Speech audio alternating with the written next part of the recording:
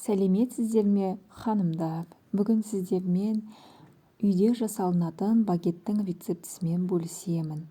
Багет өте дәмді, жұмсақ болып шығады. Бізге қажетті заттар: 250 грамм ұн, 100 мл сүт, 50 мл жылы су, 30 грамм ерітілген сары май, 6 грамм ашытқы, 1 шай қасық тұз. Ең алдымен сүт пен суды араластырып аламыз.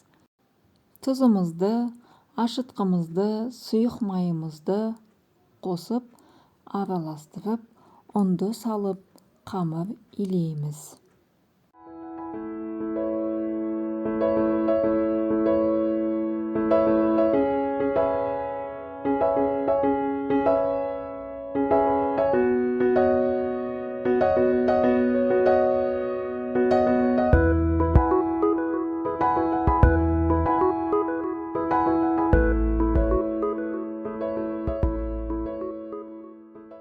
Илеген қамырымыздың бетін жауып, жылы жерге 1 сағатқа қойып қоямыз.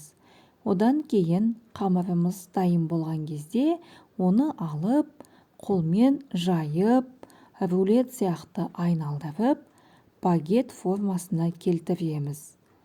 Видеодағыдай жасасаңыздар болады.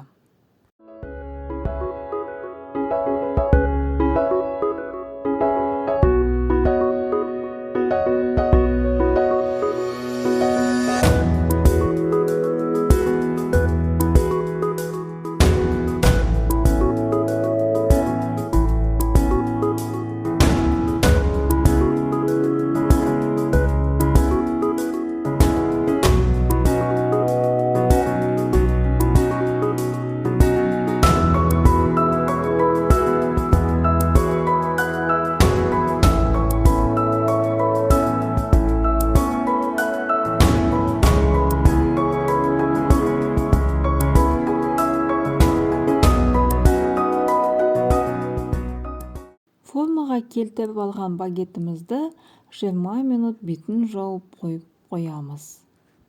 Осы уақыт аралығында біздің багетіміз көтеріледі.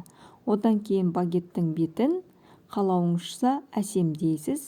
Одан кейін 1 ас қасық сүт пен сарыуызды араластырып, багеттің бетіне жағасыз. Багетті пісіру уақыты 180 градуста 20-22 минут.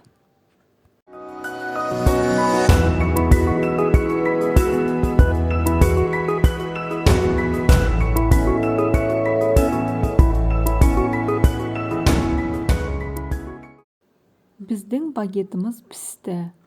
Қараңыздар, қандай әдемі, қандай жұмсақ болып пісті. Қазір мен сіздерге багеттің ішін көрсетемін.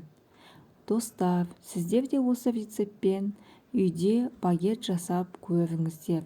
Егер де сіздерге менің рецептім ұнаса, лайк басып, комментарий қалдырыңыздар. Және де менің каналыма тіркелуді ұмытпаңыздар. Барлықтарыңызға ас болсын. Сіздермен бірге болған бақыт.